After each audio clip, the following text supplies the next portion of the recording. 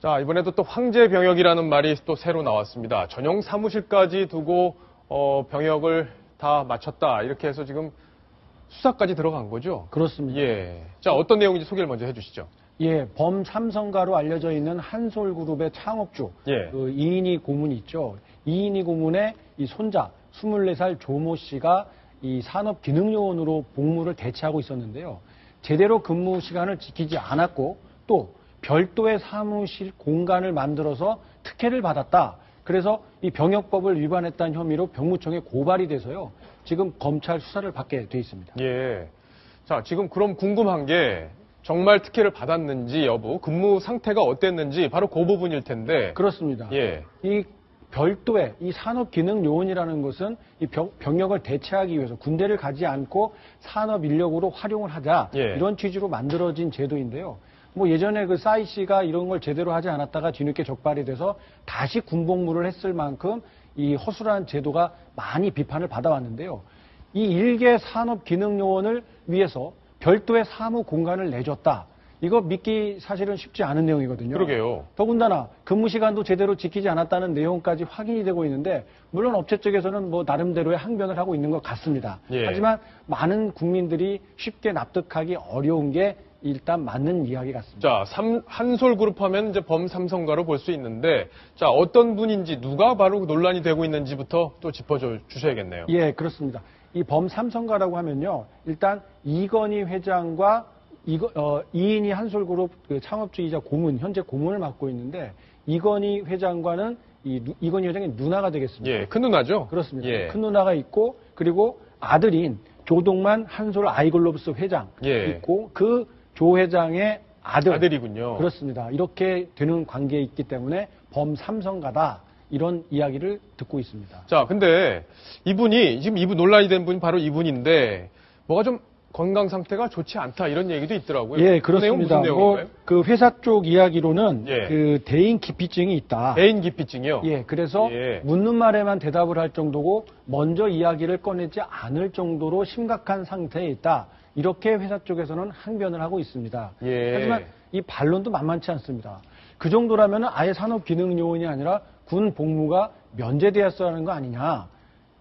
군 복무가 면제되지 않고 산업기능요원으로 일할 수 있을 정도라면은 그 정도 상태는 아니지 않느냐. 이런 의혹을 다시 받게 되는 거죠. 예. 자, 지금 저희가 그 관련 업체 관계자를 통화를 한번 해봤어요. 과연 이분이 어느 정도로 상태가 안 좋은지. 자, 그 목소리를 한번 직접 들어보시겠습니다. 대기 있다 보니까 인사말 외에는 절대 물어보는 말 외에는 절대 안 해요. 자, 인사말 외에는 절대 대답을 안 한다. 그럼 이동현 차장 얘기대로 결국에는 군의 복무가 자체가 불가능한 사람이네요. 그 정도면은 일반 군복무, 뭐 산업기능요원이 아니라 예. 그냥 빨리 치료를 받아야 되는 죽중 환자가 되겠죠. 그런 분들을 어떻게 기업에서 채용을 해서 쓸 수가 있겠습니까? 좀 아무리 생각을 해봐도 예. 좀 군에 갈 수 있는 상황이 아니죠. 저 상태로만 액면 그대로 믿는다면요. 자, 뭐 물론 이제 저 사정에 복잡한 사정이 더 있을 수는 있을 텐데, 자, 일단 여성원 변호사께 제 질문을 드릴게요. 과연 그럼 이분 처벌을 어떻게 받는지, 그리고 군복무를 또 다시 해야 되는지 그 부분이 궁금하네요. 그러니까 지금 근무 시간을 제대로 또 지키지 않았다는 말까지 나오거든요. 그럼 예. 근무지 이탈이 되는 거죠. 네. 그러니까 그 형사처 병력법 위반으로 처벌을 받아야 되고요. 근데 그에 앞서서 지금 그 산업기능요원으로 된 이유가 부품 설계 이런 걸 했다고 그러는데 예. 과연 이 재벌가의 아들이 그 현역 복무를 피하기 위해서 어떤 이런 기능이 없는데도 불구하고 이런 기능이 있는 것처럼 해서 산업기능요원으로 갈 수가 있거든요. 이 부분에 대한 검찰 수사가 아마 이루어져서 만일 이게 그 허위의 사실로 밝혀지면은 이게 그 기능요원으로 있었다 하더라도 새로 현역병으로 신체 검사를 새로 한 다음에 그 현역병으로 근무해야 될 가능성이 있습니다.